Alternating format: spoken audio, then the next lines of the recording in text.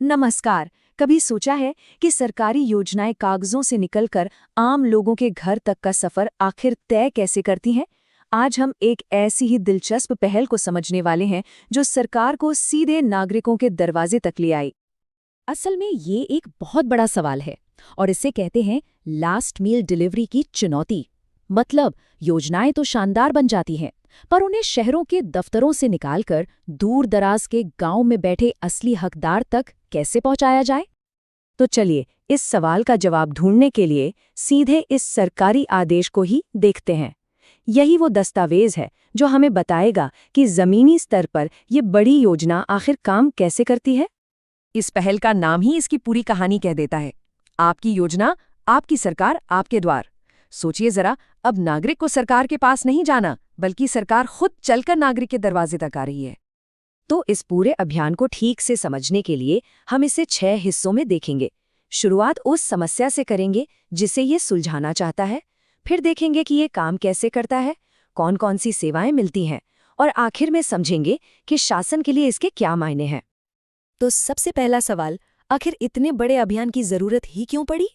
जवाब छिपा है शासन की खाई में, यानी सरकार और नागरिकों के बीच की दूरी में।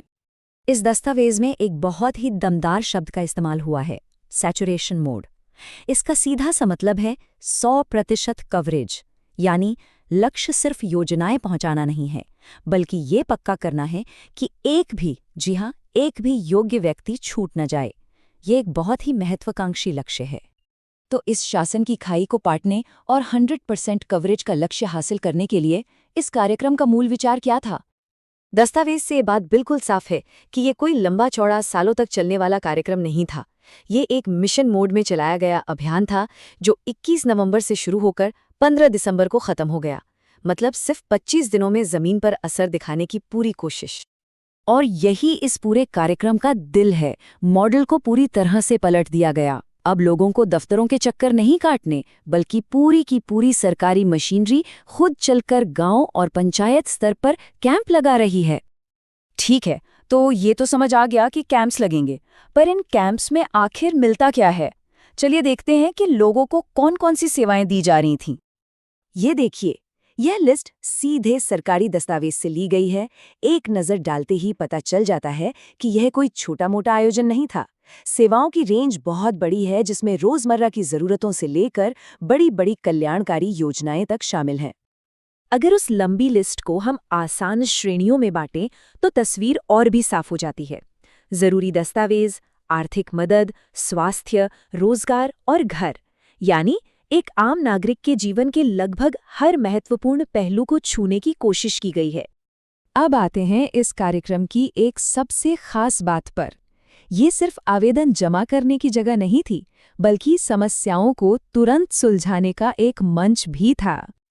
जी हाँ, ऑन द स्पॉट शिकायत निवारण, ये शायद इस पूरे अभियान का सबसे क्रांतिकारी पहलू है। सोचिए, जहां आमतौर पर शिकायतें महीनों तक फाइलों में दबी रहती हैं, यहां कोशिश थी कि समस्या को सुना जाए और उसका हल मौके पर ही निकाल दिया जाए। और ये सिर्फ एक खोखला वादा नहीं था। जैसा कि दस्तावेज में बताया गया है, इसके लिए एक पूरी प्रक्रिया बनाई गई थी ताकि जवाबदेही सुनिश्चित हो सके।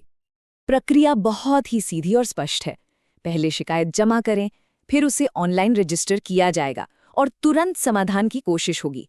अगर नहीं होता तो 7 दिन के अंदर समाधान का वादा है, और सबसे अच्छी बात, आप अपनी शिकायत को ट्रैक भी कर सकते हैं। यही तो पारदर्शिता और जवाबदेही है। देखिए, कोई भी बड़ा अभियान बिना मजबूत प्लानिंग और मैनेजमेंट के सफल नहीं हो सकता। तो अब देखते हैं कि इस कार्यक्रम को जमीन पर उतारा कैसे गया। ये आदेश दिखाता है कि इस काम को कितनी गंभीरता से लिया जा रहा था। अधिकारियों को साफ निर्देश थे, हर शाम 5 बजे तक प्रोग्रेस रिपोर्ट ऑनलाइन अपलोड करनी है। मतलब हर दिन का हिसाब, जिससे कोई भी ढिलाई न बरत सके।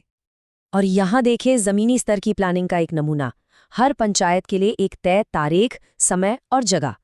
इसका मतलब ये है कि एक आम नागरिक को बिल्कुल ठीक ठीक पता था कि उसे कब, कहाँ और कितने बजे पहुंचना है। कोई कंफ्यूजन नहीं, कोई अनिश्चितता नहीं। इस तरह की माइक्रो प्लानिंग से न सिर्फ काम व्यवस्थित होता है, बल्कि ये हर स्तर पर जवाबदेही भी तय करता है। हर कैंप की सफलता या विफलता के लिए कौन जिम्मेदार है, ये बिल्कुल साफ था। तो हमने इस पूरे कार्यक्रम की बनावट और काम करने के तरीके को समझा। अब अंत में जरा एक कदम पीछे हटकर इसकी बड़ी तस्वीर को देखते हैं। तो इस नए शासन मॉडल की पहचान क्या है? इसके 5 मुख्य स्तंभ हैं। सरकार का खुद लोगों तक पहुंचना, सभी सेवाओं के लिए एक ही ठिकाना, मौके पर समाधान, टेक्नोलॉजी से पारदर्शिता और हर स्तर पर तय जिम्मेदारी। तो हम इसी बड़े सवाल के साथ इस चर्चा को समाप्त करते हैं। क्या सरकार की पूरी मशीनरी को नागरिक के दरवाजे तक ले आना ही पब्लिक सर्विस का भविष्य है? ये मॉडल निश्चित रूप से एक शक्तिशाली समाधान तो है, पर क्या ये हमेशा और हर जगह काम कर सकता है? इसका जवाब ही तय करेगा कि ये एक सफल प्रयोग था या फिर एक स्थायी क्रांति।